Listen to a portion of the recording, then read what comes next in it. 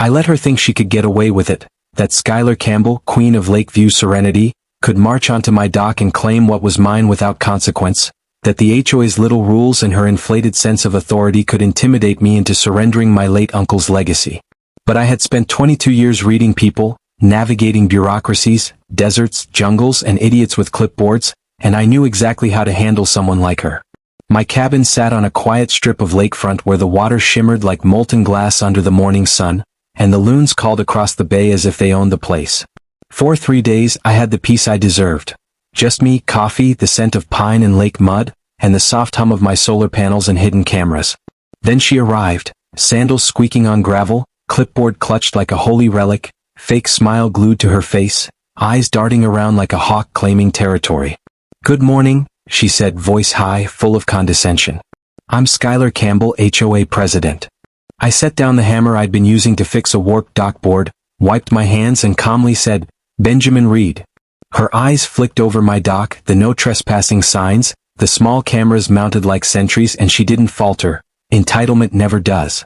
She began her lecture about community stewardship, shared access, honorary zones, tradition, and how everyone must comply for the good of the neighborhood, while I stood there silently, cataloging her every gesture, tone, and tick like an intelligence report.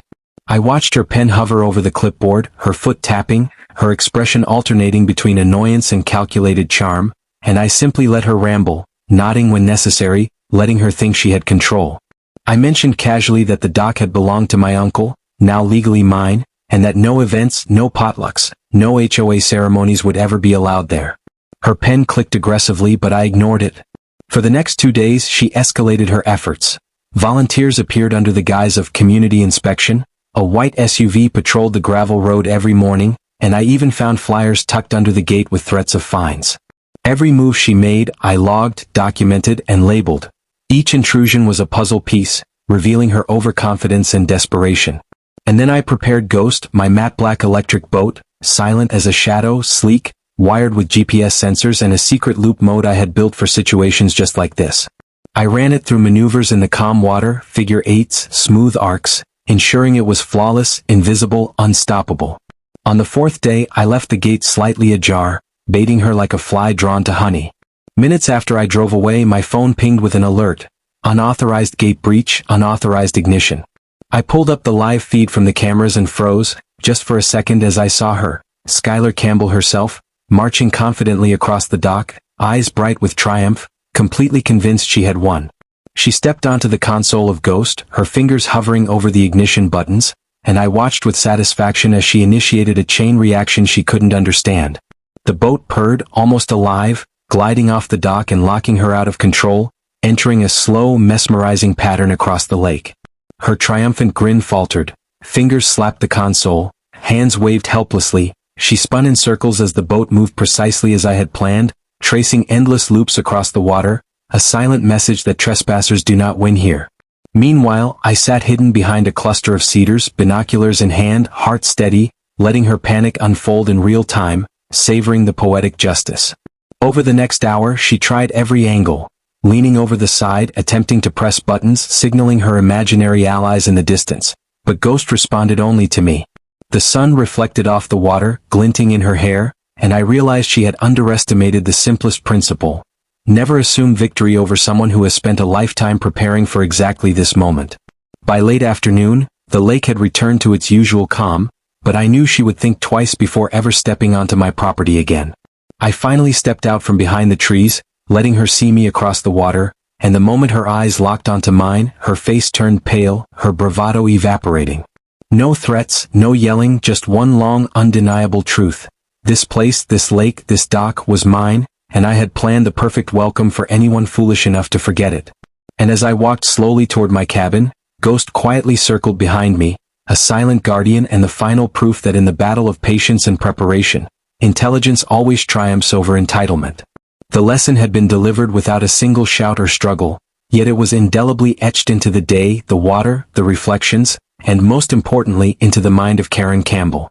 By the next morning, the lake seemed calm, almost innocuous, a perfect mirror of blue sky and pine trees, but I knew better. Skylar Campbell, the fat, entitled HOA president with her clipboard of imagined authority, was plotting her revenge, and her desperation was as thick in the air as the morning fog rolling off the water. She had called in reinforcements, neighbors she had bullied, bribed, or guilted into supporting her crusade, and I watched from the treeline as a convoy of SUVs, minivans, and pickup trucks rumbled down the gravel road like a poorly organized army, all bearing the HOA logo like badges of blind obedience. Benjamin Reed? Calm, collected, eyes scanning every movement, calculating trajectories, exit routes, and contingencies. I had long since learned that patience was a weapon far more powerful than anger, and as Karen barked orders through a walkie-talkie that squeaked and popped with static, I smiled behind the lens of my hidden camera. Today she would learn the lesson of overconfidence, entitlement, and sheer foolishness all at once. I had prepared diversions, traps, and fail-safes across the property. Motion-triggered sprinklers that soaked any unauthorized visitor in icy water, a network of silent alarms that pinged my phone when the perimeter was crossed, and the ultimate secret, Ghost, my electric boat, now upgraded with a remote override, silent sonar, and a pattern programming mode that allowed me to choreograph its movements like a deadly ballet across the lake. Karen, fat and flustered, had no idea the moment she stepped foot on the dock, she was entering a meticulously orchestrated gauntlet. Her first attempt was subtle. She tried negotiating, offering to share the dock for community events, but her voice trembled under the weight of my unseen gaze. I responded only with measured silence, letting her ramble, her frustration growing as her words collided with reality.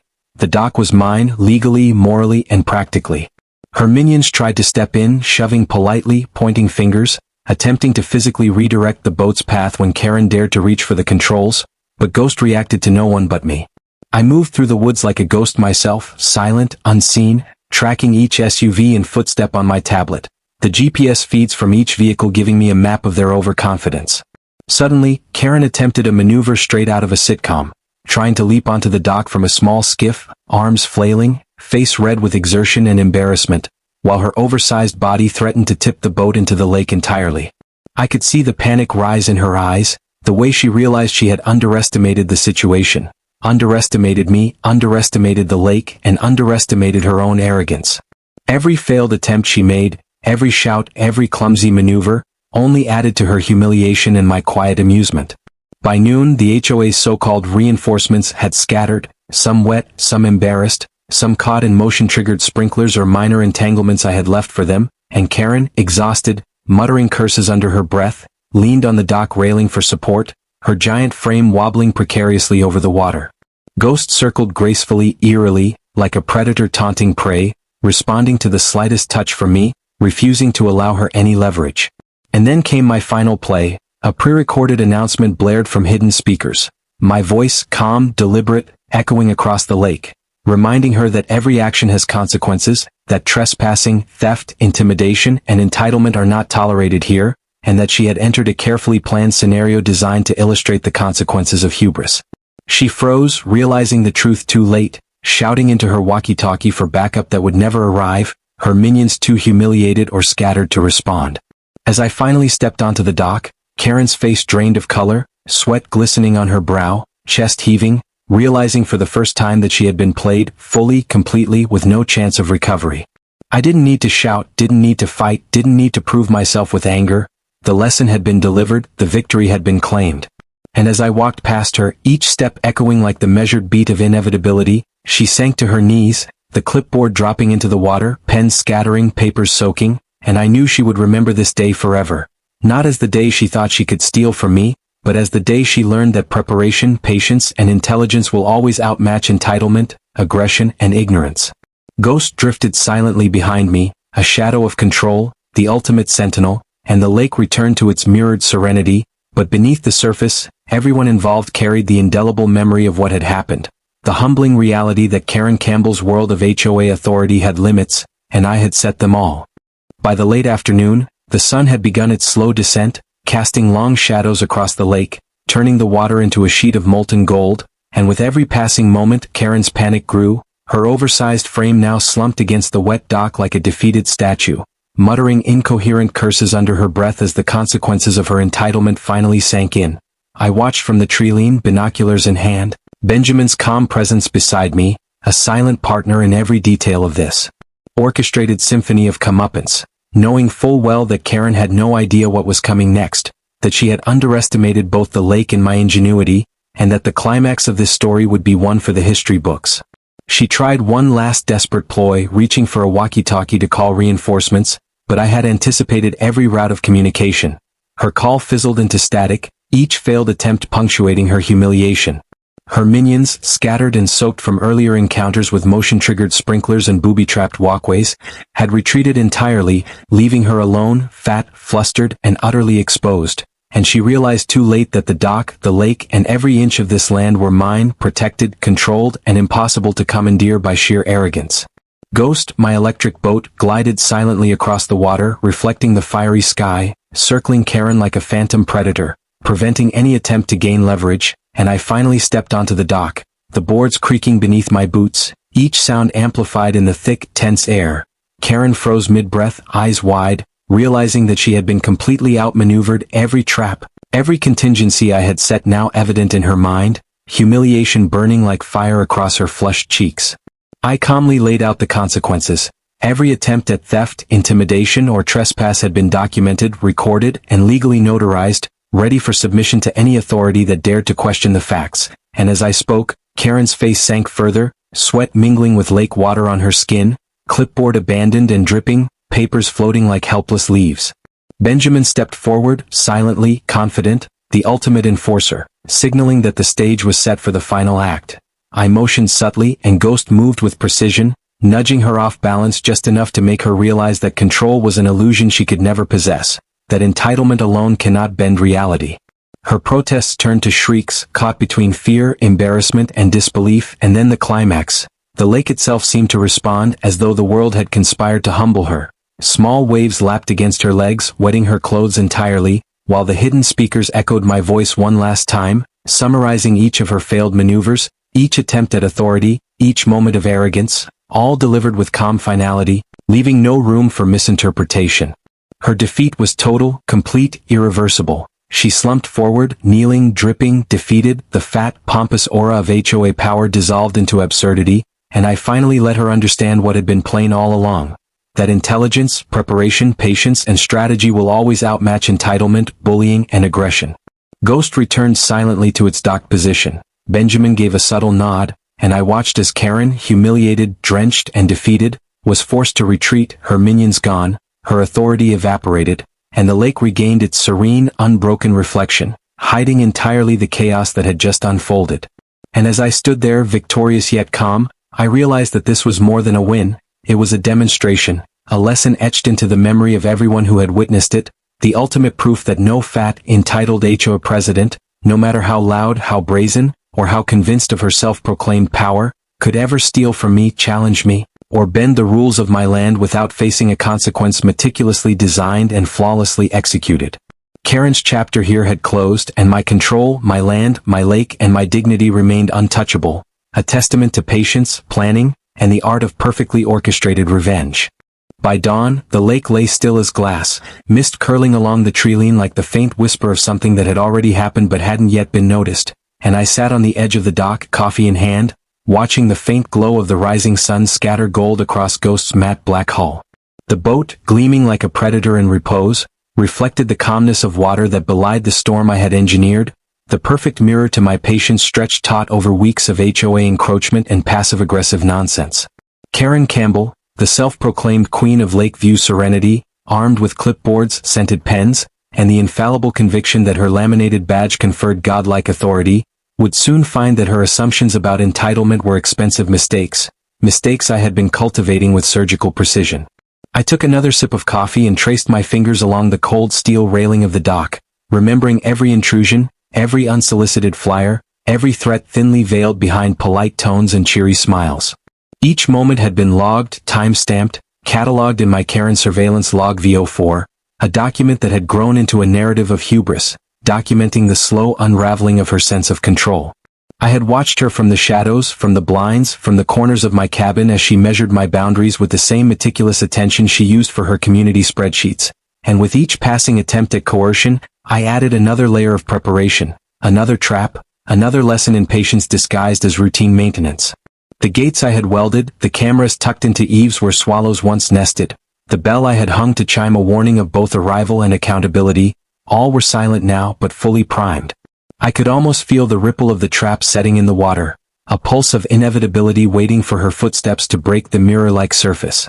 By mid-morning, the familiar crunch of sandals on gravel reached my ears before I could see her, a sound I had come to anticipate with the same certainty a sniper feels when he knows the target will step exactly where he intends.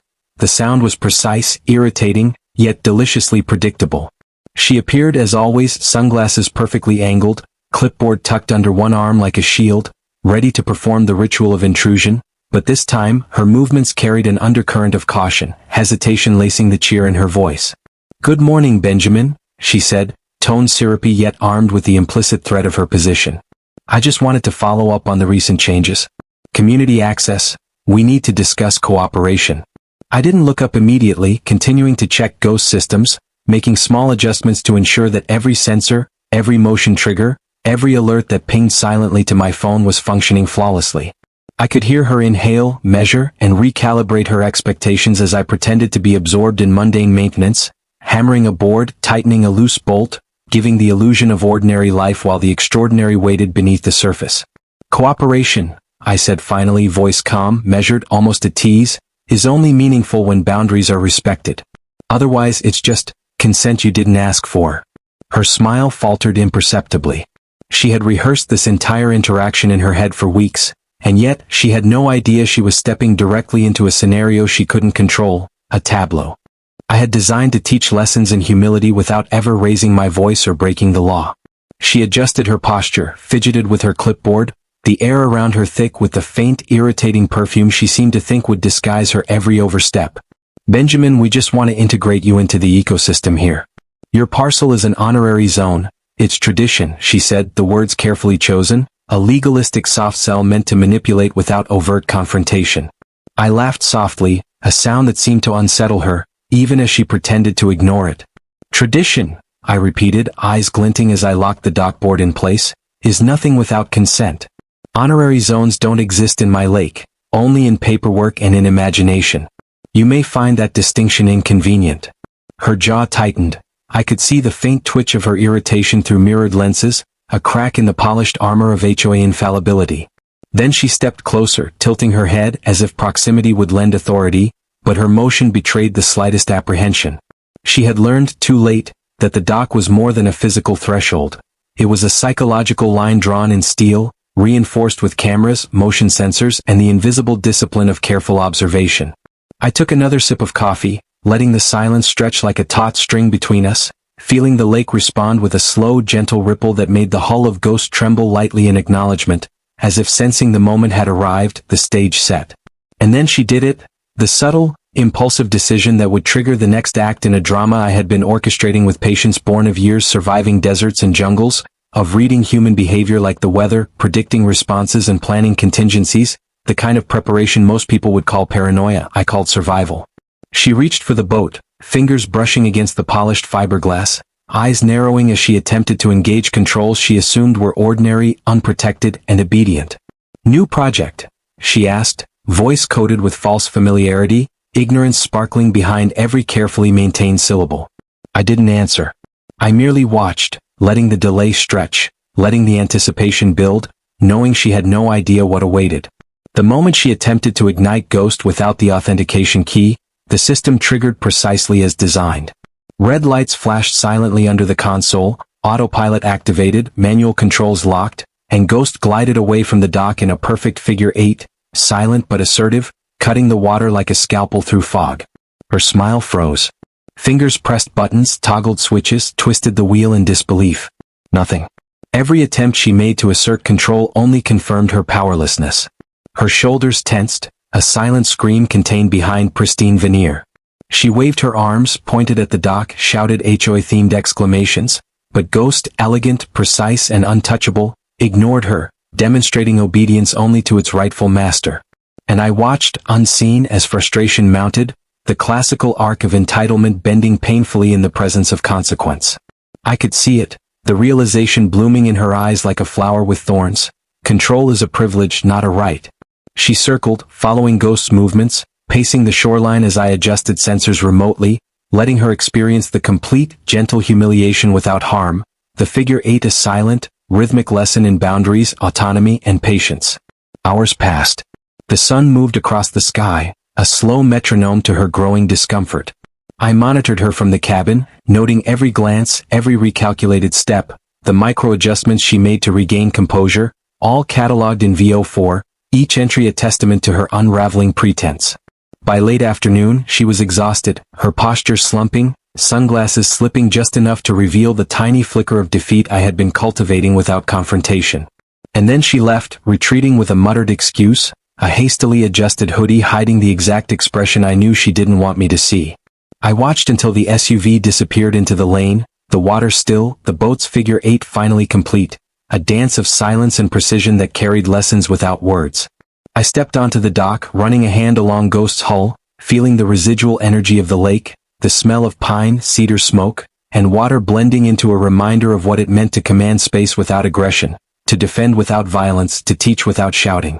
The bell I had hung glimmered in the fading sunlight, brass shining, silent now but ready to announce the next intrusion, the next test of patience. And I smiled, not because of revenge, not because of victory, but because of control reclaimed, because of order restored, because peace, carefully maintained and fiercely protected, was the true prize. That night, I walked the perimeter, checking cameras, adjusting motion sensors, ensuring that every potential loophole, every unseen path, every imagined entitlement was accounted for, secured, and reinforced. I updated VO4 meticulously, adding notes on her reactions, her companions, the precise timing of steps, breaths, and glances. Each entry was a blueprint for the next encounter, a reminder that preparation is both armor and weapon. As the moon rose fat and silver over the water, Ghost resting quietly under her cover, the world seemed to hold its breath. Somewhere in the darkened forest beyond the cove, a raccoon paused mid-step, perhaps sensing the quiet authority that had settled over the land, before continuing its nocturnal audit. And I knew deep down that this was just one chapter in a long narrative, one battle in an extended negotiation between entitlement and boundaries, between paper badges and earned authority. Tomorrow the lake would wake again, the sun casting sharp diamonds across water, birds calling each other like tiny heralds, and somewhere Karen Campbell would be plotting, scheming, assuming control she did not possess, unaware that her every step, every intrusion, every well-intentioned but misplaced assumption was being logged, analyzed, and countered with precision born of decades where survival depended on noticing the unnoticed, preparing for the unexpected, and never underestimating. The patient man with a boat, a bell, and a dock that refused to surrender. And I, Benjamin Reed, would be ready, watching, waiting, and maintaining the quiet, implacable dominance of a man who knew the lake, the land, and the rules, even if no one else did. The morning broke with an almost cruel clarity, sunlight spilling over the lake and glinting off the surface like shards of broken expectations, and I could hear her SUV crunching the gravel driveway before the engine even came to a stop, a sound I had learned to anticipate as instinctively as the shifting of tides. Karen Campbell, that fat, overconfident queen of paper authority, stepped out in her signature oversized blouse that did nothing to hide the stubborn certainty of entitlement she carried like a second skin, clipboard tucked under one arm, eyes already scanning, measuring, evaluating my dock as if it were a chessboard she had somehow misread, assuming that her power was absolute, her influence undeniable, and that the day would bend to her whims without question.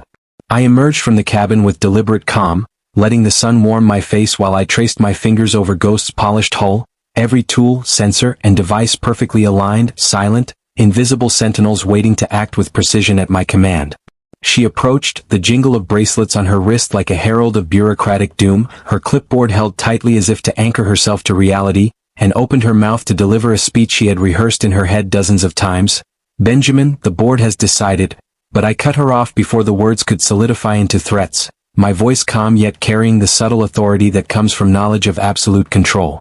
"The board decides nothing on my property without my consent," I said, stepping closer, letting my shadow fall over the dock. Not threatening, merely present, tangible, undeniable. Her eyes widened imperceptibly, the first crack in the carefully painted armor of entitlement, but she masked it with a forced smile and a tilt of her head, clearly attempting to regain command, to impose her will on space that had long ceased to respond to such superficial authority. She stepped toward the dock anyway, confident that proximity could override preparation, and that assumption was exactly what I had counted on. At my signal, Ghost sensors activated, a soft, almost imperceptible hum vibrating through the hull, and the boat nudged away from the dock with a slow, deliberate glide, controlled but untouchable, as if the water itself had taken a side, obeying rules set not by HOA bylaws but by careful observation, calculated defense, and the patience of someone who had learned that entitlement is fragile when confronted by consequence. Karen's mouth fell open mid-sentence as her hands fumbled over the boat's console, pushing buttons, twisting knobs, trying to engage mechanisms that would only respond to authorized commands, each failed attempt feeding the slow burn of disbelief and humiliation that I had orchestrated with absolute precision. It's just a machine, she stammered, the words tasting bitter in her mouth as the boat traced a perfect figure 8, a dance of control she could not influence, her every move catalogued in my mental log as she paced the shoreline, muttering threats under her breath and waving her arms in desperate futility. I stayed quiet, watching, letting the lake teach her lessons that no amount of HOA training could convey, letting the ripples in the water echo the rhythm of inevitability that I had engineered over weeks of surveillance, preparation, and meticulous planning. The sun climbed higher, reflecting off her sweat-dampened forehead, her oversized blouse clinging in places where decorum had failed, and I noted every twitch, every recalculation of posture, every small act of desperation, each one a testament to her assumption that privilege could bend reality itself. By midday she had enlisted 2 neighbors, loyal to her sense of authority but untrained in the invisible barriers I had built. They arrived puffing, waving, and attempting to reason with me, clipboard in hand, their expressions a mix of fear and confusion as they tried to negotiate the unnegotiable. I smiled faintly, a slow, deliberate acknowledgement of their attempts, and made no move to intervene, letting the tableau unfold naturally, the lake and ghost performing the subtle, almost imperceptible choreography that rendered their presence irrelevant. Karen barked instructions, waved her hands like a conductor attempting to summon music that did not exist, and then, in a desperate escalation, she reached for the keys to my docked jet ski, convinced that stealing mobility would restore her authority, that physical domination could compensate for psychological impotence. But as her fingers grazed the ignition, a silent alarm triggered, sending a low-frequency vibration through the dock and activating a recording camera I had hidden in plain sight, capturing every moment, every miscalculation, every subtle gasp of frustration that passed over her fat, flustered face.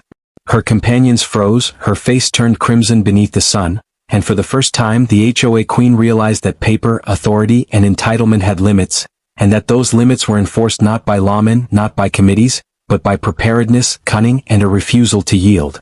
She backed away, muttering threats that dissolved into the lake's persistent lapping at the dock, while I remained composed, letting the lesson sink in without a single raised hand or angry word, because control gained without confrontation is far more potent than victory obtained through conflict.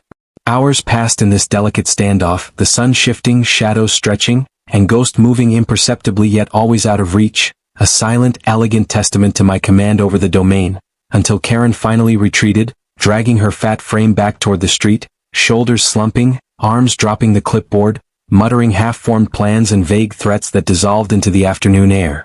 I returned to the cabin, walked slowly along the dock, checking the sensors, the cameras, the boat's alignment, all perfect, all ready for the next intrusion, the next attempt, the next test of patience and preparation. That night, I updated VO5, noting every gesture, every failed attempt, every whispered curse, the subtle changes in body language that marked the evolution of awareness in someone accustomed to unchecked power. I walked the perimeter, adjusting the motion detectors, reinforcing blind spots, recalibrating remote controls, each action deliberate, a message to anyone foolish enough to think that entitlement was stronger than vigilance. The moon rose, silver and full over the lake, casting an ethereal glow over Ghost and the dock, a silent sentinel waiting for the next day, for the next misstep, the next lesson in boundaries and respect. And as I stood there, I understood that this confrontation was more than just about property, rules, or pride.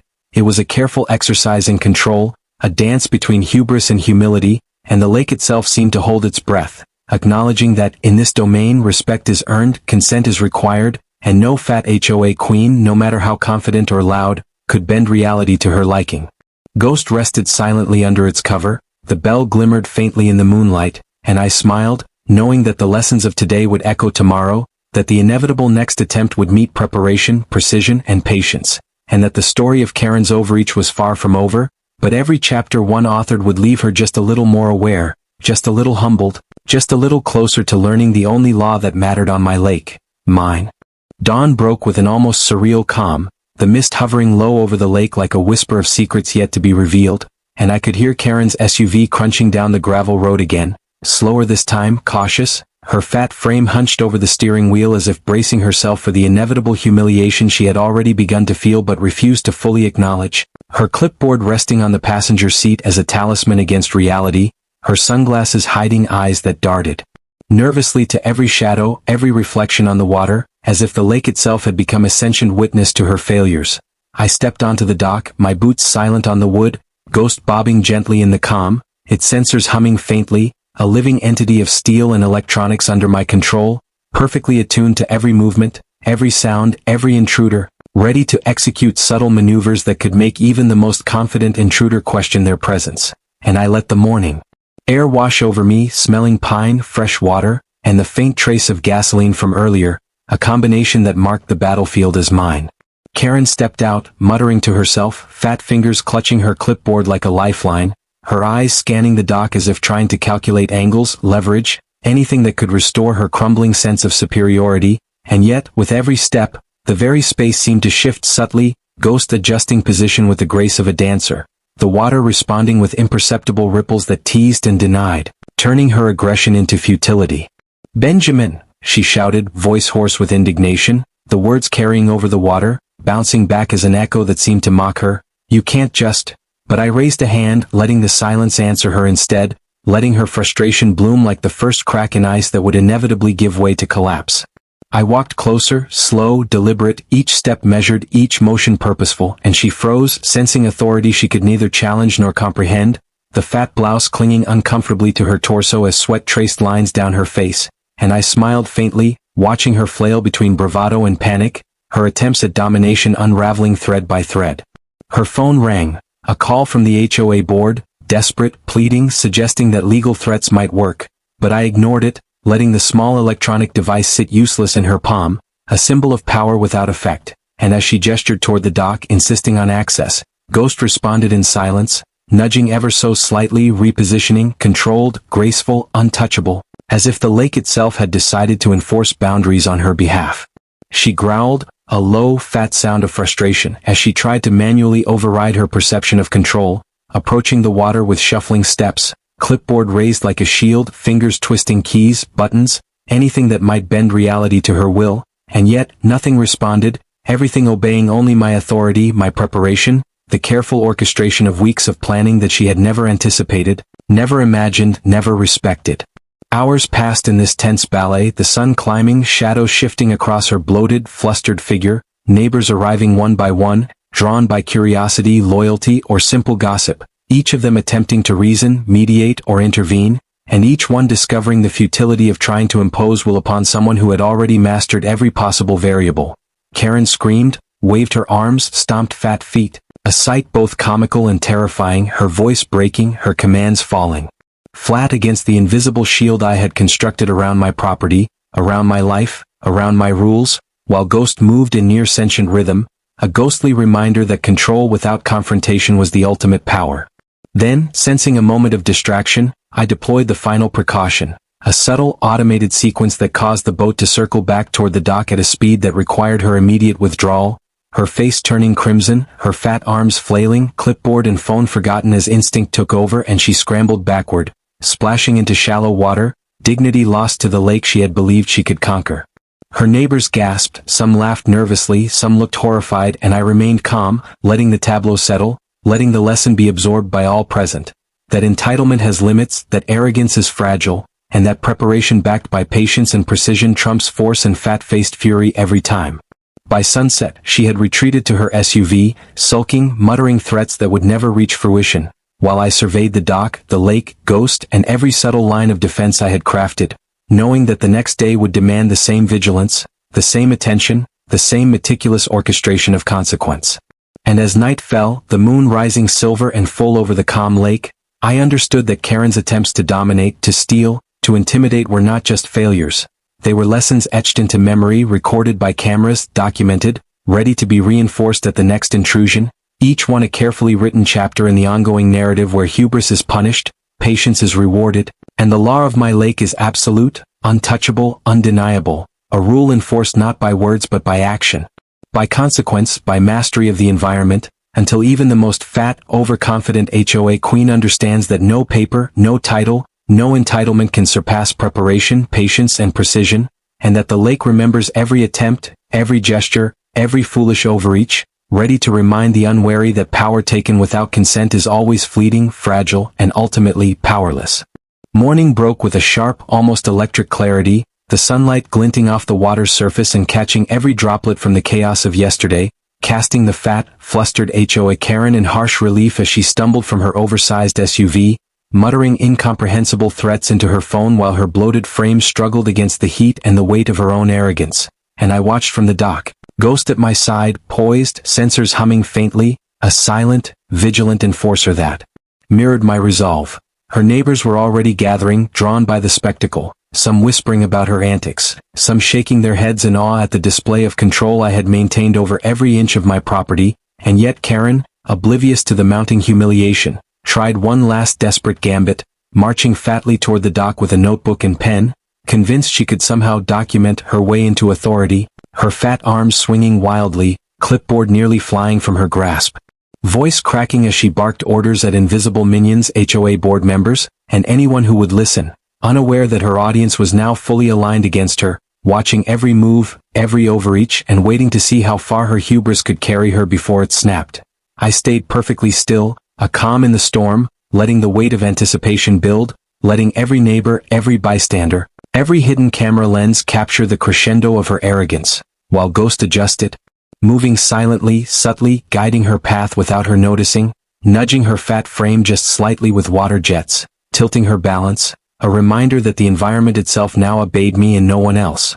As she stepped onto the dock, the wood creaking ominously under her fat weight, I finally spoke, voice steady, unwavering, each word measured like a scalpel. "Karen, this ends now." Her head jerked toward me, fat cheeks flushed with a mixture of rage and fear, eyes wide as she realized that every trick, every attempt to intimidate, manipulate, or claim my property had been anticipated, countered, neutralized, and recorded. She lunged, fat hands reaching for the boat keys I had deliberately left in plain view, intending to trigger a confrontation, and Ghost reacted, releasing a perfectly timed warning spray that soaked her fat blouse, slipping her off balance, forcing her to clutch the dock railing for dear life as her screams echoed across the lake, neighbors gasping in disbelief, some stifling laughter, and I stepped forward, boots firm, confidence absolute, enforcing a law more binding than any HOA regulation, the law of preparation, precision, and consequence. Her fat body teetered, muttering, thrashing, dragging her phone into the water, the final symbol of her impotent authority destroyed, and as she clawed her way back to her SUV, soaked, humiliated, defeated, I activated the final layer of my plan. Cameras broadcast live to every neighbor's home, recording every floundering move, ensuring her fat-faced tantrum would become a permanent testament to her hubris, and I let the scene settle, silence falling over the dock, the lake, the property, leaving only the subtle hum of Ghost and the wind rustling through the trees, as if the environment itself had taken a collective breath, satisfied that justice, in its most meticulous, undeniable form, had been served. Karen's SUV sped off, fat figure hunched, muttering impotent threats that no one would ever take seriously again, leaving me alone on the dock, surveying the lake, the shoreline, the perfection of every precaution, every defensive measure, every detail that had ensured my victory, and I smiled faintly, knowing that the battle had ended not with confrontation, not with rage, but with mastery, patience, and strategic foresight, lessons written not in words but in action, captured on cameras, etched into memory, ready to be recalled any time an overconfident, entitled, fat-faced HOA queen thinks she can challenge what is rightfully mine. And as the sun rose higher, shimmering off the calm waters, I felt a quiet satisfaction, the kind only achieved when every risk, every move, every possible outcome has been accounted for, controlled, and executed flawlessly, leaving the defeated, fat, muttering Karen as a warning to any who might think that power, entitlement, or weight could ever substitute for preparation, precision, and absolute authority over one's own domain.